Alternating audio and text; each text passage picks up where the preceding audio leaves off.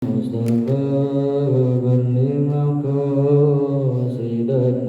wa ghfir lana ma madha ya wasi'al karami ya akramal khalqi malikan aludhu bi siwaka indahulul hadisil alimi ya Rabbi Mustafa balligh maqasidana واغفر لنا ما مضى يا واسع الكرم ولا يهديك رسول الله جاءك به الكريم متجلى باسم منتقم يا رب بالمصطفى بلغ مقاصدنا واغفر لنا ما مضى يا واسع الكرم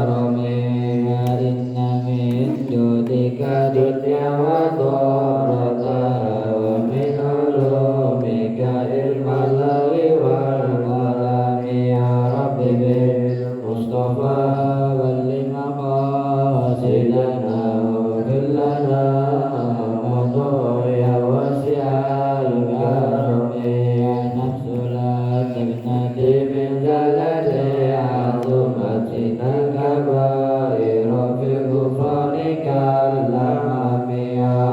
بالمصطفى بلغ مقاصدنا واغفر لنا ما مضى يا واسع الكرم لأن رحمة ربنا يقسمها تأتي على سبيل الشأن في القسم يا رب بالمصطفى بلغ مقاصدنا واغفر لنا يا واسع الكرم يا ربي وجه رجائي غير منعكس لديك وجالس بغير منعزم يا ربي بالمصطفى بلغ مقاصدنا واغفر لنا ما مضى يا واسع الكرم وتب بهذا الكفر في الدارين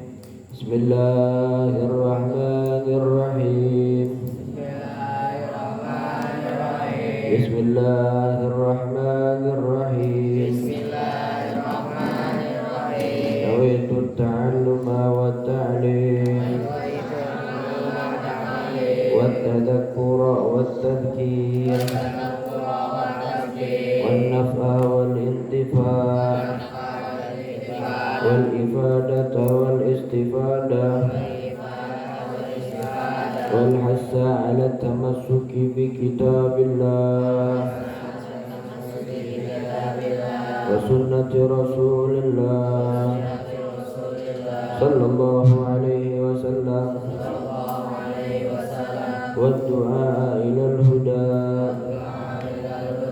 والدلالة على الخير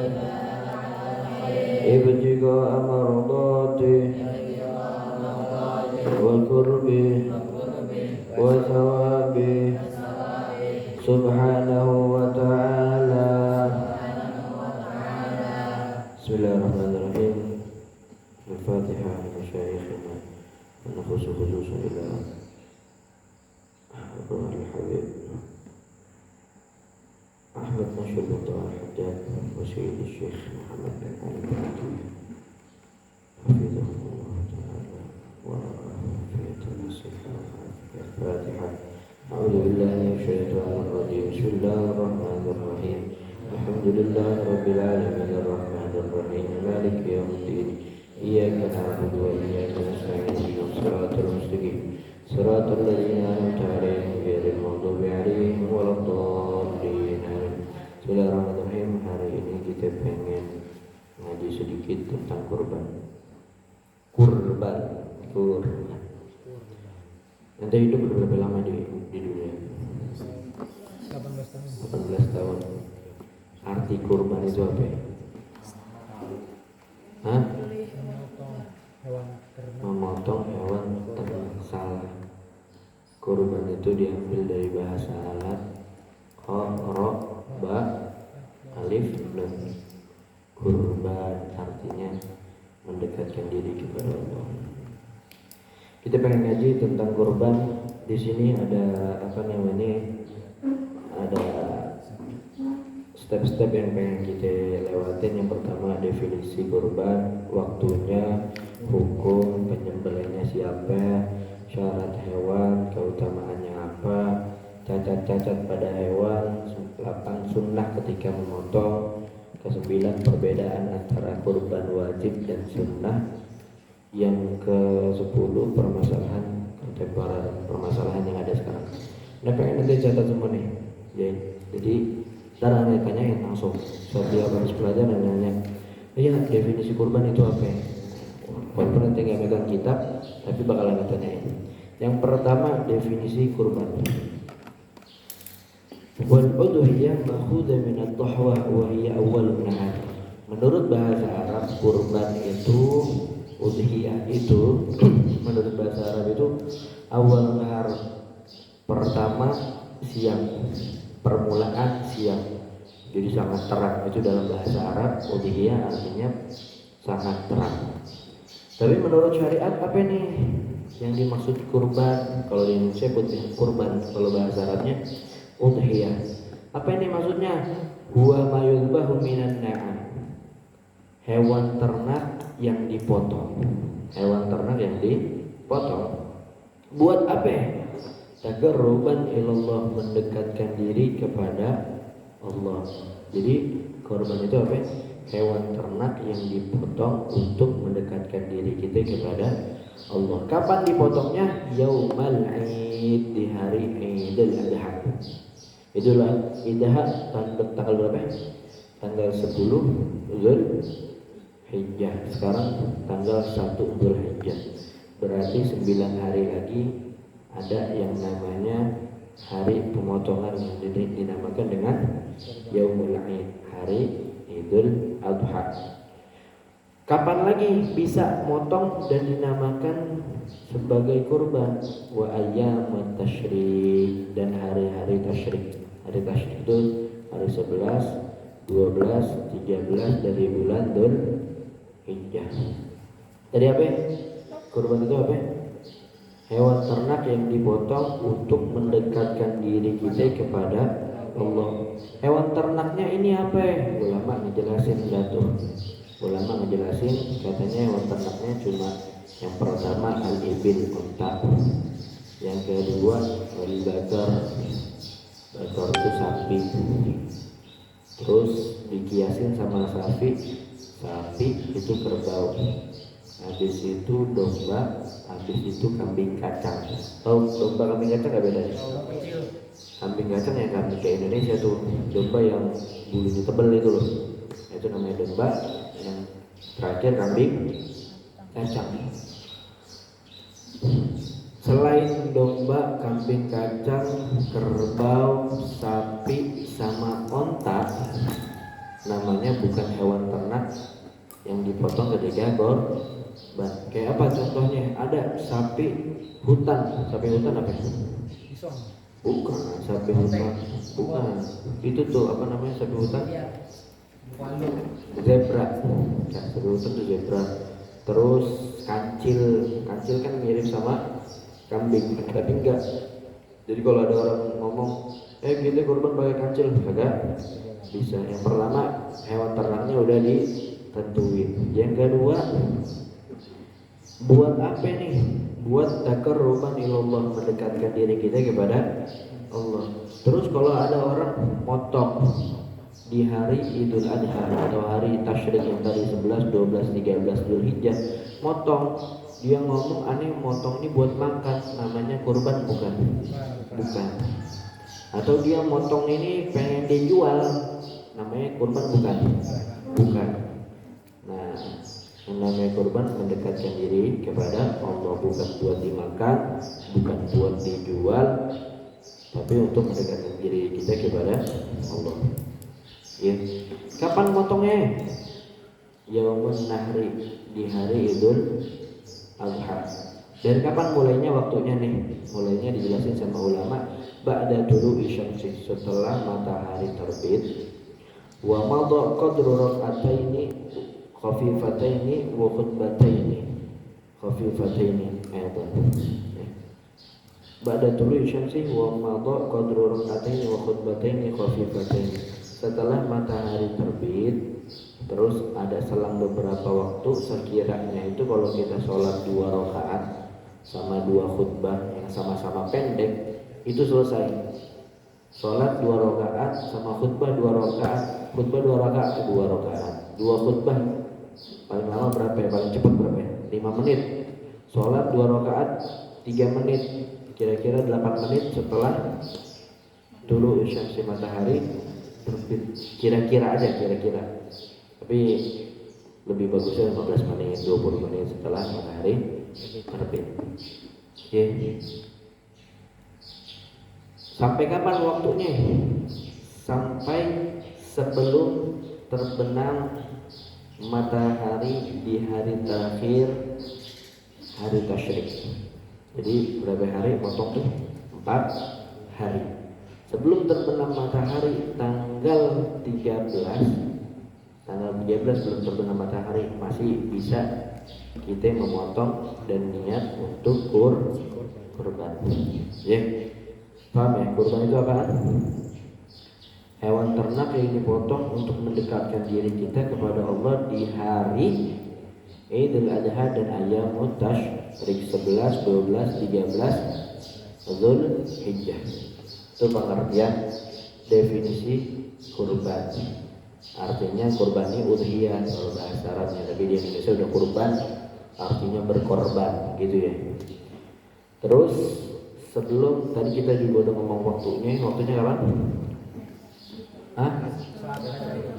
Saat matahari terbit dan sekiranya cukup untuk 2 rakaat sholat sama 2 khutbah yang pendek, ya itu waktunya. Kalau tiba-tiba matahari belum terbit, ente motong harinya bener hari Idul Adha, tapi ente motong pagi-pagi matahari belum terbit atau belum waktunya belum melebihi 2 rakaat dan 2 khutbah yang singkat, motong namanya bukan korban. Ini ada kemuliaannya, disebutin satu hadis ini. An Aisyah radhiyallahu anha, dari Sayyidatina Aisyah, beliau berkata, anna Nabi sallallahu alaihi wasallam qala, Rasulullah sallallahu alaihi wasallam bersabda, ma amila ibnu Adam yauman nahri, enggak ada amal yang dilakukan oleh manusia di hari Idul Adha, min amalin, dari amal apaan aja, ahabba ilallahi ta'ala min iraqatid dam, yang lebih dicintai sama Allah ketimbang dia mengalirkan darah, maksudnya dia mau motong. Jadi Dzulhijjah ini bulan yang mulia. Katanya di hari Idul Adha enggak ada amal yang melebihi fadilahnya, keutamaannya daripada memotong. Kenapa? Innaha la ta'ti yaumal qiyamah bi quruniha. Itu yang kita potong nanti di hari kiamat bakal datang sama tanduk-tanduknya. Wa adlafiha, sama kulit-kulitnya datang. Jadi kalau kita ngomongnya udah dipotong, udah dibagiin, ntar hari kiamat gimana kita pengen naik di atasnya, kan begitu ya. Kan katanya kurban itu kendaraan kita nanti melewati Shiratal Mustaqim. Kata Rasulullah, ntar hari kiamat dia bakal datang sama tanduknya, datang masih ada, sama kulitnya juga masih ada. Wa inna dama la yaqa'a minallahi bimakan. Darahnya ini sebelum menyentuh tanah udah diterima duluan sama Allah. Qabla an yaqa'a minal ardi. Sebelum nyentuh tanah darahnya dipotong. Kira-kira nyentuh tanah itu berapa detik sih?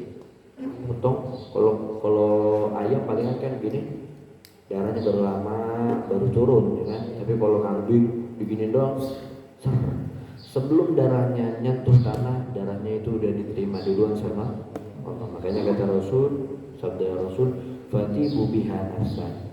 Ayo senang-senang deh kita berkorban. Jangan korban dalam keadaan terpaksa. Dalam sebuah hadis juga, azimu duhayakum. Yang gede itu kalau mau beli kurban yang paling gede. Kenapa? Fa'inna, karena kurban itu aluf sirati, di atas siratul mustaqim, mautoyakum, sebagai kendaraan. Kira-kira kalau ente beli kambing, ya kambingnya udah memenuhi syarat, nanti ada syarat hewannya. Ya kambingnya udah memenuhi syarat, tapi kambingnya sekali senggol doang meninggal. Nanti buat jalan di atas siratul mustaqim. Makanya kata Rasul, suruh gedein. Definisi kurban kita udah tahu, nanti ada yang bakal tanya. Yang kedua, waktu kurban kita juga udah tahu. Kalau lebih dari maghrib tanggal 13, hari ketiga ayam tasyrik, namanya bukan kurban. Atau kurang, baru sebelum terbit matahari di hari Idul Fitri, nanti udah motong, namanya bukan kurban. Ya. Sekarang kita ngomongin hukumnya. Hukum kurban. Hukum kurban. Kita ini lagi ngomongin tentang madhab Imam Syafi'i. Ini aneh kumpulin dari kitab, banyak kitab. Yang pertama Syarah Ghayat Takrim, punya karangan Syekh Sayyid Syekh Muhammad bin Ali Ba'atiyah. Beliau menamakan kitabnya dengan Zadul Labib bi Syarhi Ghayat Takrim. Yang kedua aneh pakai Mughadil Muhtaj, punya Imam Syarbini. Dan ketiga aneh pakai I'anatul Talibin, dan aneh nama-nama juga dari kitab lain. Jadi intinya ini pengen kita ringkas dengan secepat-cepatnya dan dengan sepaham-paham. Yang pertama, hukum di madhab Imam Syafi'i. Hukum berkurban, hukum kurban di madhab Imam Syafi'i. Yang pertama, Rasulullah ini kalau kurban hukumnya apa? Rasulullah kurban hukumnya wajib. Hukumnya wajib. Kenapa? Rasul sendiri yang bersabda. Ditulis, nanti Anda tanyain di akhir. Ya. Kenapa kok hukum berkorban ini bagi Rasul wajib? Kenapa? Rasul bersabda, "Umirtu bin nahri wa huwa sunnatun lakum." Aku diperintahkan untuk berkorban, sedangkan kurban itu sunnah bagi kalian. Ya. Jadi pada haknya Rasul, berkorban itu wajib. Sekarang kita nih sebagai umat Islam, bagaimana nih? Ya. Yang pertama hukumnya sunnah muakkadah. Yang pertama hukumnya sunnah muakkadah. Buat siapa? Catat. Yang pertama sunnah muakkadah buat siapa? Buat orang muslim yang balik, yang berakal, yang merdeka, yang mampu. Syaratnya ada 5. Muslim, balik, berakal, merdeka, dan mampu. Ya, dan mampu. Sunnah muakkadah bagi seorang muslim: balik, berakal, merdeka, dan mampu. Sunnah muakkadah. Kalau dia cuma sendirian sekeluarga. Kalau dia cuma sendirian keluarga, dia ini satu keluarga cuma semata wayang, sendirian aja, bagi dia hukumnya sunnah muakkadah. Kalau dia muslim, balik, berakal, merdeka, dan mampu, yukrah tarkuha, makruh untuk ditinggalkan. Kalau dia sendiri. Kalau dia sekeluarga banyak nih, keluarga banyak, misalkan satu keluarga ada 7 orang. Hukumnya apa? Sunnah kifayah. Yang kedua, sunnah kifayah kalau di keluarga banyak orangnya. Maksudnya sunnah kifayah apa itu? Kalau fardu kifayah itu apa? Yang kita udah belajarin fardu kifayah. Kalau dilakukan sebagian orang udah gugur kewajiban. Seperti apa fardu kifayah? Sholat mayit, mandiin mayit, ngafalin mayit, itu hukumnya fardu kifayah. Tapi kalau kurban hukumnya sunnah kifayah kalau di dalam satu keluarga banyak, bukan sendirian. Sunnah kifayah itu apaan? Kalau udah ada yang ngelakuin satu, yang lain gak diminta lagi. Bukan wajib, tapi ini anjuran kurban ini dilontarkan kepada setiap keluarga. Kalau udah ada satu nih, bakal dia doang dapat pahala, yang lainnya kagak. Tapi yang lainnya nggak dapat dosa gara-gara dia udah berkorban. Ada juga korban hukumnya wajib. Kapan? Kalau kita nazar, ya Allah, anak kalau punya duit, atau Allah engkau sembuhin saya, aku bakal berkorban tahun besok. Ya Allah, ani pengen berkorban, insya Allah, ya Allah, ya Allah, ya Allah, ya Allah, begitu namanya nazar. Jadi korbannya jadi korban wajib. Berarti menurut mazhab Imam Syafi'i ada berapa korban hukumnya? 3. Yang pertama buat Rasulullah hukumnya wajib. Yang kedua sunnah muakkadah kalau dia sendirian di sebuah keluarga. Yang ketiga sunnah kifayah kalau keluarganya ini ada banyak. Yang keempat wajib kalau dia nadarkan. Udah, hukumnya udah tahu ya, ada 3. Itu menurut Imam Syafi'i. Tadi yang ngomong apaan? Orang yang mampu, orang yang mampu. Ulama ngomong nih, orang yang mampu gimana? Yang punya rumah gede, yang punya mobil banyak, kagak. Yang dimaksud orang yang mampu untuk berkorban itu apa? Orang yang mampu dan memiliki harta lebih, memiliki harta lebih dari memenuhi kebutuhan dirinya dan kebutuhan orang-orang yang harus dia nafkahi. Kapan? Di hari Idul Adha dan Ayyamut Tasyrik. Orang yang mempunyai kelebihan harta dari kewajiban kepada dirinya dan kepada orang-orang yang wajib dia nafkahin. Kapan?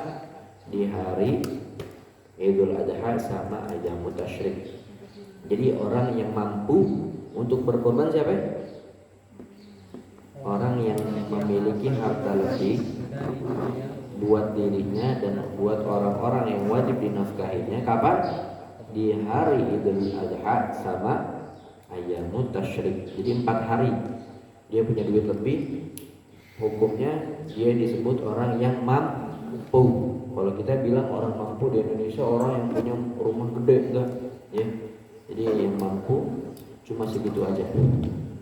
Udah. Sekarang hukumnya menurut mazhab lain. Mazhab itu apa? Mazhab fikih yang mu'tabar itu ada 4. Yang pertama Hanafi, yang kedua Maliki, yang ketiga Syafi'i, yang keempat Hambali. Tadi kalau Imam Syafi'i ada berapa hukumnya? Ada 3. Ada 4 bisa. Menurut Rasul, kalau sendiri, kalau rame-rame, sama kalau nadar, itu ada 4. Menurut mazhab yang lain gimana nih? Imam Malik ngomong kurban itu wajib. Imam Malik itu ngomong kurban itu wajib. Imam Abu Hanifah juga ngomong wajib bagi orang yang mukim. Bagi orang yang mukim, yang tinggal di tempat yang makmur. Jadi menurut Imam Malik kurban itu wajib. Menurut Imam Abu Hanifah wajib bagi orang yang mukim di tempat yang makmur. Dengan dalil apa mereka mengatakan wajib? Rasul bersabda, "Man kana lahu sa'ah," orang yang punya kelapangan rezeki, walam yudhahi, tapi dia enggak berkurban, fala yaqrabanna musallana, jangan dekat-dekat sama tempat sholat kita. Bukan serem ya. Orang yang punya kelapangan rezeki tapi dia enggak berkorban, jangan datang deh ke masjid kita. Kata Rasul begitu. Makanya Imam Malik sama Imam Abu Hanifah ngomong itu kurban hukumnya wajib. Tapi kalau kita hukumnya Sunnah muakkadah kalau sendirian, sunnah kifayah kalau satu keluarga ada rame. Itu hukum. Udah selesai nih. Definisi kurban udah, waktunya udah, hukumnya udah. Jadi kalau ente ngomong nanti di Hambali hukumnya sunnah, Hambali sunnah juga. Jadi Imam Syafi'i, Imam Hambali, mazhab Syafi'i, mazhab Hambali hukumnya kurban itu sunnah. Imam Malik sama Imam Abu Hanifah hukumnya wajib. Nanti kalau ente di rumah ditanyain hukum kurban apa? Sunnah. Kenapa? Lah bukannya wajib ya? Iya, kita kan di Indonesia pakai mazhab Syafi'i. Ya. Sekarang penyembelihnya nih siapa nih? Penyembelihnya siapa? Dijelasin. Yang nyembelih siapa? Orang siapa? Laki atau orang? Laki-laki. Orang laki atau perempuan yang nyembelih? Laki. Dua-duanya sebenarnya boleh, tapi laki-laki nih, laki-laki yang paling bagus untuk laki-laki menyembelih sendiri. Nyembelihnya di hadapan keluarganya. Habis nyembelih dia bagi-bagiin tuh dagingnya, keluarganya, saudaranya. Kalau dia berani atau dia sanggup. Tapi kan ada orang lagi nih kalau ngelihat darah sedikit langsung muntah temenannya, nyium doang nih, darahnya jauh banget dia cium, langsung dia lemes. Nah kalau nggak kuat bagaimana nih? Kalau nggak kuat atau nggak berani melihat darah itu bagaimana? Suruh wakilin orang, tapi dia nonton. Kalau nggak kuat nonton juga ya udah nggak usah nonton deh. Itu kalau orang laki. Terus kalau perempuan boleh nggak? Kalau perempuan boleh nggak? Kalau perempuan katanya sunnahnya untuk orang perempuan itu untuk mewakilkan sama orang lain. Tapi kalau yang mau korban orang laki yang bagus dia sendiri kalau mampu atau dia bisa. Kalau nggak bisa kasih orang. Nah kalau perempuan yang bagus sunnahnya mewakilkan. Kenapa? Jadi Nabi Muhammad SAW ngomong sama Fatimah. Fatimah itu siapa? Sayyidatuna Fatimah siapa? Anaknya. Beliau ngomong bumi, diri ila udhiyatiki, diri samperin tuh apa namanya hewan sembelihan engkau. Fashhadiha, saksiin. Kenapa? Fa innaha, karena sesungguhnya hewan tersebut bi awwali qutratin min damiha, satu tetes yang pertama dari darahnya, yughfar laki ma salafa min dzunubi, bakal diampuni bagimu dosa-dosa kamu yang telah lalu. Satu dulu, sebelum satu itu netes udah diampuni dosa-dosa kita, kata Rasulullah. Makanya bagi seorang muslimah atau perempuan sunnahnya mewakilkan kepada orang lain. Kenapa? Dulu Rasul juga pernah wakilin. Jadi Rasul bawa 100 badan itu 100 onta. Beliau cuma motong 63, sisanya disuruh Sayyidina Ali. Sayyidina Ali itu siapa? Mantunya Rasulullah Shallallahu Alaihi Wasallam. Udah ya. Penyembelih kalau laki yang paling bagus dia nyembelih sendiri kalau bisa dan mampu. Kalau perempuan sunnahnya dia mewakilkan. Sekarang syarat hewan si fulan bin fulan dan fulan bin fulan, syaratnya bagaimana nih? Yang pertama, kalau dia domba umurnya 1 tahun pengen ke 2 tahun. Umurnya 1 tahun pengen ke 2 tahun. Tapi kalau giginya yang menjadi tanda bahwasanya dia udah dewasa, giginya udah copot sebelum 1 tahun, boleh domba. Domba syaratnya apa? Umurnya 1 tahun pengen ke 2 tahun. Tapi sebelum 1 tahun giginya ada yang udah copot. Kalau kita ngomong bilang orang Indonesia udah kupak gitu loh. Giginya kupak gimana Pak? Udah kupak itu boleh walaupun belum 1 tahun. Kalau kambing kacang gimana? Kambing kacang itu umurnya udah 2 tahun pengen ke 3 tahun syaratnya ya. Yang kedua apalagi hewannya? Ibil itu onta itu syaratnya berapa? Kambing kacang 2 tahun pengen ke 3 tahun.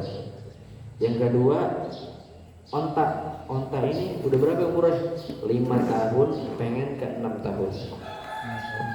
Yang ketiga bagor sapi atau kerbau umurnya udah berapa? 2 tahun pengen ke 3 tahun pengen ke 3 tahun. Kambing kacang 2 tahun pengen ke 3 tahun. Domba 1 tahun pengen ke 2 tahun. Onta 5 tahun pengen ke 6 tahun. Sapi atau kerbau 2 tahun pengen ke 3 tahun. Kenapa sih kok bolehnya sapi, domba, kerbau, kambing kacang sama onta doang? Nah ini ada di dalam sebuah ayat Al-Quran. Likulli ummatin ja'alna mansakan liyadhkurullaha ala ma razaqahum min bahimatil an'am. Likulli ummah, setiap umat, ja'alna mansakan, kita kasih namanya manasik. Ada manasik buat apa? Liyadhkurullah, semoga dia mengingat Allah ala ma razaqahum min bahimatil an'am, atas hewan ternak yang diberikan kepada mereka ya. Jadi udah ditentuin. Nah ini ada mazhab namanya mazhab Abdullah bin Abbas. Sayyidina Abdullah bin Abbas ngomong boleh kalau kita nggak mampu buat kambing, boleh kalau kita nggak mampu buat iuran kebo atau sapi, boleh motong doang, yang penting mengalirkan darah di hari Idul Adha dengan dikah tuh ayam. Tapi itu mazhab Imam Abdullah bin Abbas ya. Jangan nanti pulang nanti ngomong boleh korban. Menurut mazhab Imam Syafi'i boleh korban dengan ayam. Salah. Semua 4 mazhab sepakat hewannya udah ditentuin. Tapi kata Imam Abdullah, Sayyidina Abdullah bin Abbas, beliau ngomong boleh korban pakai ayam. Sekarang ada mau nanya nih, kan tadi udah tuh kambing, domba, semuanya disebutin umur-umurnya. Boleh nggak pakai yang cewek? Boleh nggak? Boleh nggak? Boleh. Mau laki, mau cewek, mau bencong itu boleh. Ada nggak bencong? Ada. Dia punya 2 kemaluan, namanya bencong. Jadi boleh tuh, laki boleh, cewek boleh, bencong boleh. Sekarang